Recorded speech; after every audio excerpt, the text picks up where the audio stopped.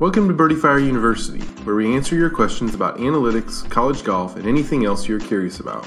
At BirdieFire, we are about simplicity, making coaches more efficient, and ultimately applying a Moneyball approach to the game. All of the answers will be in 90 seconds or less, so let's get started. How do I get my team to buy into the idea of doing stats? Hi everyone. Alright, there are 3 ways to get buy-in for your players to do stats. First, you have to show them that there is a stroke save value in their game. For the longest time, doing stats has been seen as laborious without much return. Look at their stats initially from a strategy perspective, i.e. position A saves you a fraction of a shot over position B. Use statistics as a way to build aggressive or conservative strategies in their game. Also, build contests and games around their weaknesses instead of overwhelming them with negative data points. Second, you as their coach have to remain committed to it. You can't implement something and then expect it to stick. If you make it a priority, then they will as well. Think of it in terms of if you made strength and conditioning at 6 a.m. voluntary and expect everyone to show up. It's probably not going to happen. You have to set game improvement platforms such as this as a benchmark or a standard in your program, just like you do the other things.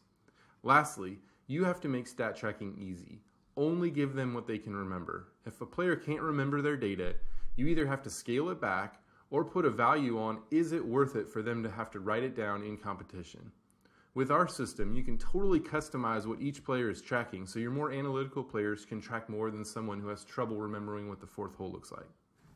How do I analyze the data without spending a ton of time looking at it? I have a big team and poring over stats takes too much time. Time spent analyzing the data is a problem that we faced head-on last year. Too much data can be mind-numbing to some coaches and players, and pouring through all of that is just time-consuming.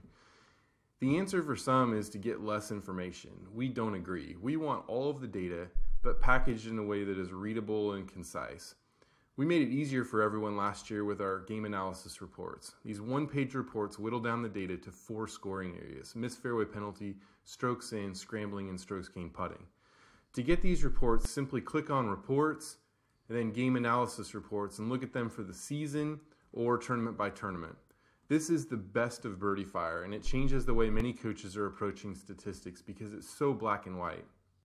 Thanks for visiting BirdieFire U. Each week we'll take your questions, so make sure to tweet, Facebook, or Instagram your questions at BirdieFire Golf.